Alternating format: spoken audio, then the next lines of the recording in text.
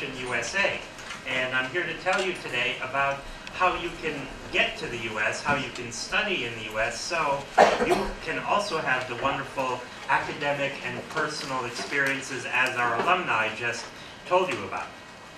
Now, what is EducationUSA? EducationUSA is a program of the State Department, and we have over 400 centers around the world, including 3 here in Poland.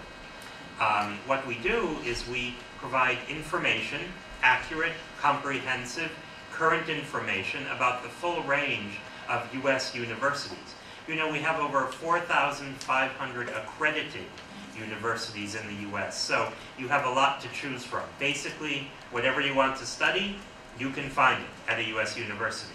Now, since that could be a little bit daunting, a little bit challenging, that's what we're here to do, to help you figure out how to do this. So today I want to explain a little bit in general about what you need to consider and what you need to prepare in order to go to the U.S. for university. Now, also, please talk to us today here. I hope you visited our booth, our tables downstairs, and met with all of the U.S. university representatives. Ask everyone a lot of questions. After you leave, you probably will have more questions. So please take a look at our website, which is www.educationusa.state.gov. And we package it, we call it the 5 steps to U.S. study. And we explain the different steps you need to take to get to the U.S. And there's the section, you can see the second one there is about graduate opportunities. So that's the one that you'll want to look at if you're going to pursue your master's or doctoral degree. Okay, a little bit of brief explanation about the different types and levels of graduate education. Also, you might have heard the term postgraduate. That's usually used in the UK. We in the US call it graduate level education. There's a master's degree, which is, again, it's the degree that happens after the bachelor's study. It usually is 1 or 2 years in length.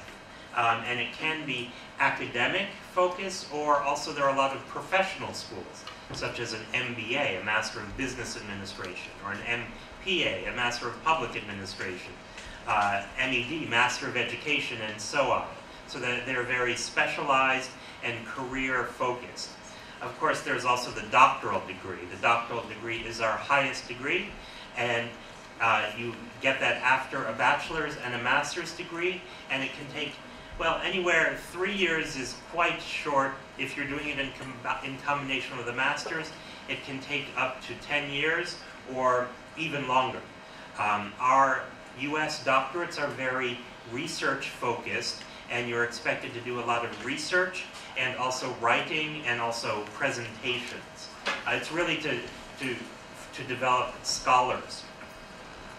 Now, if you're familiar with U.S. undergraduate study, what's the difference between undergraduate and graduate? Well, our graduate schools are very focused and the work is very intense. There's a lot of academic work. As I said, graduate students are expected to produce knowledge. So you'll be writing a lot, you'll be speaking a lot, giving presentations, working in teams, and also you'll have a lot of contact with your professors. So at the same time, it does require you to be very disciplined and very goal-oriented in order to make sure that you can achieve the level that is expected of your professor and of this idea of you adding to knowledge. And of course, high standards are expected. A is the highest grade, and of course, that's what you should aim for in your graduate coursework. Now, about what level? What should you go for? Are you interested in a master's or in a doctorate? Now, the master's level is generally, of course, it's shorter. It tends to be a little bit more practical, a little bit more hands-on, and also if you're doing it for professional reasons, that's very good to go for a master's. Now, if you're going for a doctorate, it really is much more research focused because you do take courses, but also you're spending a lot of time doing research and writing, no matter what field. If it's sciences, humanities, the arts even. You're doing a lot of research, and it is training for those who will become professors at universities. Not exclusively though. For example, I have a doctorate, but I work in the field of international education and thus have the pleasure to come here to Poland and meet students like you. So so if you have a doctorate, you're not only limited to working at a university.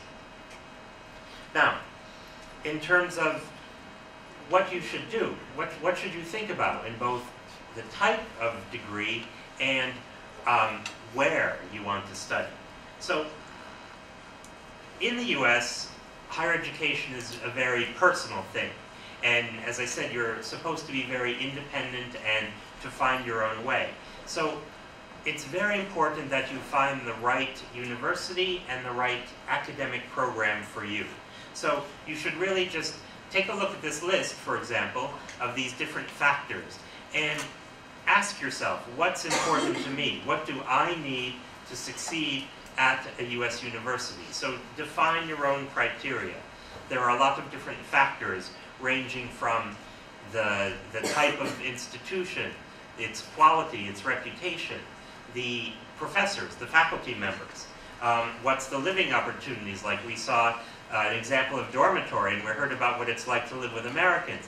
Is that important to you? Also, what's really important is the level of support and interaction you're going to have with your professors and with your advisors. So that's another way I recommend that you really think about and find the right university for yourself. Who are you going to work with? That's as important as where is it and what university is it. You're going to have a very intense relationship with your faculty supervisor, and it's good when you're looking for a school to look at the department and at the list of professors, see who they are, see what research and they have done, what publications they have, and see if they match your interests. Because if you don't have a good relationship with your professor, with your advisor, then it's not going to be easy for you. Okay, now a little bit about the admissions requirements and what you need to provide in the application to schools. So, we don't have a centralized or a national system. Universities decide their criteria, and they vary from university to university, even from department to department within the university. So that's something you need to know. You have to research each university and each department's admissions and application criteria. Now, one of the ways to look at it, if you find the right place, how can you get accepted? Well, again, it's very important about what's happening at the department, what the department is doing, what the faculty are doing, what their research is, what kind of funding they have. Because in graduate school in the US, international students usually do get aid or scholarships. So what level of funding the department have is important. So you have to find out what the department is, what they're doing. Then, does it match you and your interests and your abilities and your criteria? If it does, then it's a good chance that you'll be accepted. So, now, overall, here's kind of a macro level view of the things you need to consider. Up at the top, I would say make sure you understand what the admissions requirements are from each university. Then make sure to gather your credentials, what you're going to show that you're a good candidate. Then you will have to take standardized tests. Then you also will need recommendation letters from your professors or others here from your past, from your current study. You also will need to write your personal statement expressing your interest. So those are kind of that's the macro level of what you'll need to do. Now, in terms of the specific application components, well, there's a form, of course. There are transcripts. There are the test scores. There is your personal statement or essay, the letters of recommendation. Usually, you'll be asked for a CV or a resume, and there could be an interview. So I'll explain each of these briefly. Number one, the application form. Nowadays, it's almost all online, so you'll be filling it out online. There will be a fee. Could be $100, it could be more. The professional programs do tend to be more. That's something you'll just have to pay in order to apply. Some departments will give a fee waiver, that is, they won't make you pay the fee. You can ask if you can submit it for free. Also, the deadline. As I said, it's a decentralized system, so every university, every department will have a different deadline. So make sure you know it and you don't miss it. Now, in terms of the transcripts, what you're going to need is a record of your undergraduate work, your grades from your undergraduate. Usually it will need to be official and certified copy from your university with the translation in English. And then a lot of universities ask for credentials evaluation. That is, there are private companies in the US that evaluate foreign transcripts. And the university will most likely ask you to submit your transcript to them, and then they will basically, in effect, interpret it for the US university. So just so you know that that is something you might have to do. Also, there are the standardized tests, an English test, and then an academic ability test. And with the academic, I won't talk about these too much, another speaker later will mention them, but especially with the academic ability tests, note that there are specific ones. The GRE is usually for academic study or academic fields, whereas the others are specific. GMAT, for example, is for business schools. Okay, now another important component is, as I said, your personal statement, your essay. Now, this really is a combination of your personal background, your goals, and it's your chance to express who you are and share your personal story and personal information. The US universities want to hear that. They want to hear about you, and they want to hear your story. This is your chance to convince them that you are good for them. It's not only you choosing them, it's them choosing you. It's basically like making a good match. You have to show them that you're the right match for their university. So, again, make sure that you do this very personally. Show them your interests, what you've done, not only your academic work, but beyond that.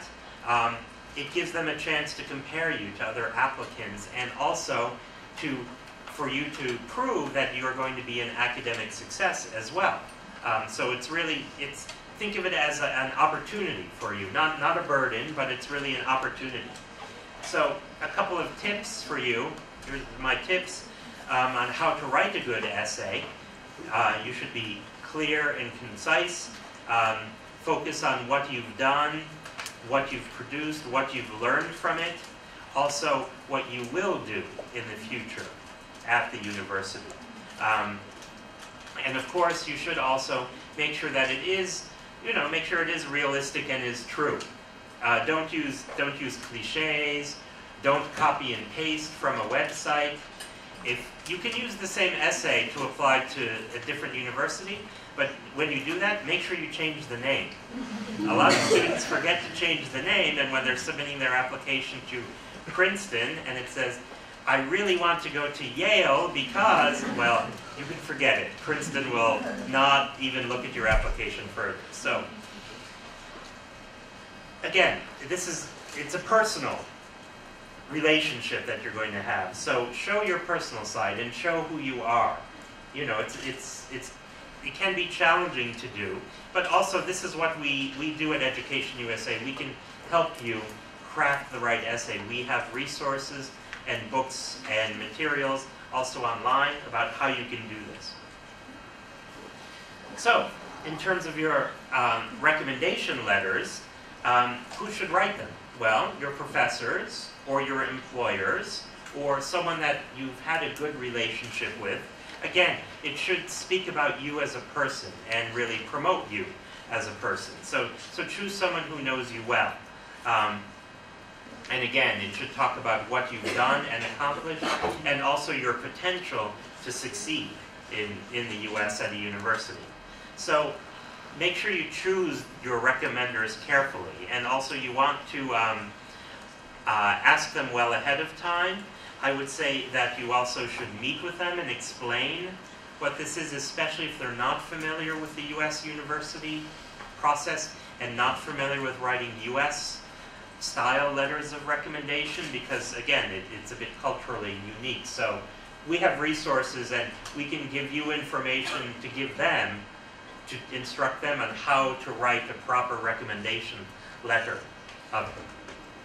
So all of these factors, these criteria, are things that you can ask them to include.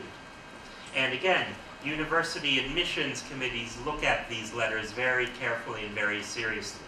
So make sure you have the right recommenders and the right letters. Okay, another component is the CV or resume. A CV, curriculum vitae, is usually more academic. So if you're going into an academic field, you'll want to give, or they'll ask you for a CV. And again, this will talk, you can include there about your research, your publications, etc. A resume, in American terms, is a little bit more professional. And that's really a little bit more about what you've done in work or in your job.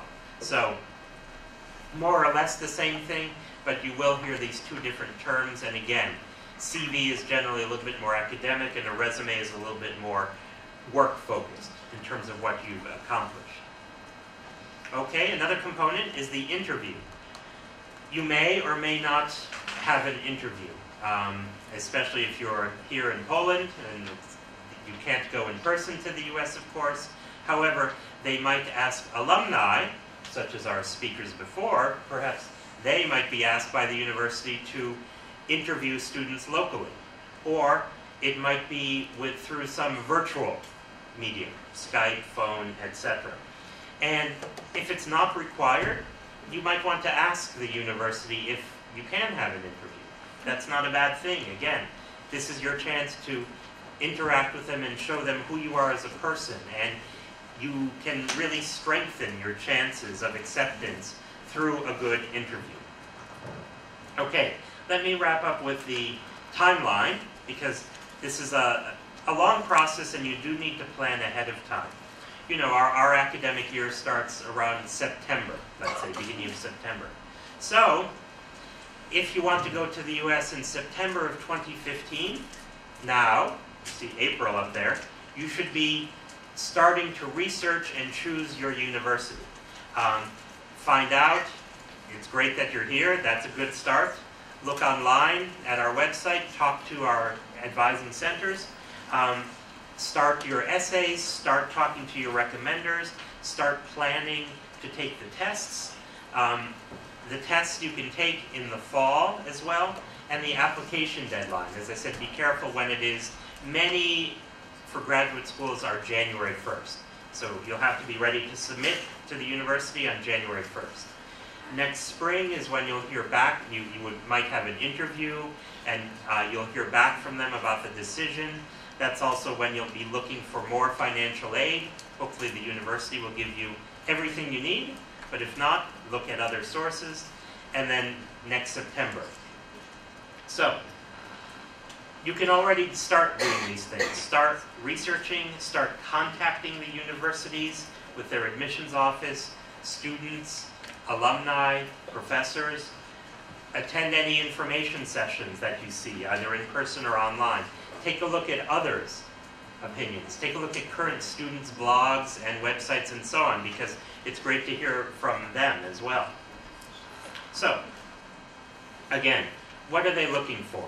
The U.S. application process. They're looking for you and who you are. Your motivation, your promise for the future, who you are and what you can do. Here's a quote from the MBA admissions director at Stanford University. Again, your personal qualities, everything about you that makes you who you are and shapes your perspective that you'll bring to your future classmates. This is what they look for. They also look for other soft skills as well, writing, computer, English. EducationUSA. As I said, we have centers at the Embassy and Consulate in Warsaw and Krakow, the Fulbright Commission. So we offer a lot of things to help prepare you. So please come and visit us. Our social media as well is quite active. Our website, of course, which I mentioned before. And to quote our president, yes, you can. You can do it. And I wish you the best of luck and hope to see you all at a U.S. university next year. Thank you.